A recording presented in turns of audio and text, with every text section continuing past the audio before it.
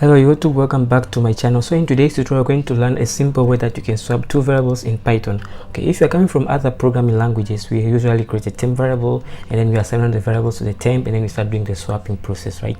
So in Python, there's always a Pythonic way of doing things, and that's what we're going to be covering in this tutorial.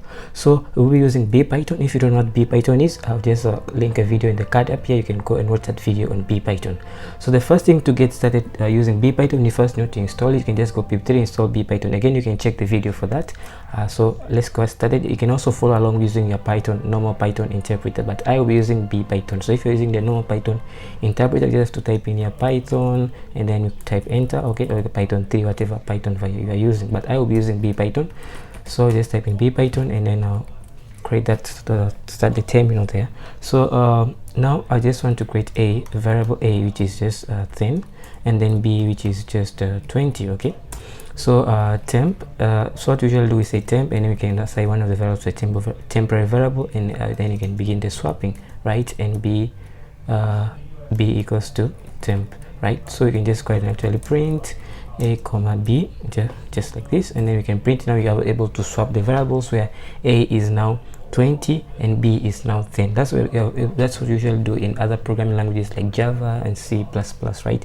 But in Python, there's, as I said, there's always a Pythonic way of doing things. So let me just show you the Pythonic way of doing things, right? So let me just clear the screen here, and then I'll assign a back to 10 and b back to 20. Okay, so the Pythonic way of doing things, you just say a comma b equals to b comma a. What happens is, what this means is that a will be assigned to b and b will be assigned to a. So run this process, this code, and then we can do print there, and then we can print a comma b. You can run that, and you can see we have also been able to swap the variable, but in a much more simpler way. So you can see here, using the C style way, we have like how many lines of code? 1, 2, 3, and 4, 5 lines of code just to swap a variable, and here we have 1, 2, 3, just 3 lines of code. So it's much more simpler and much more readable and understandable, right?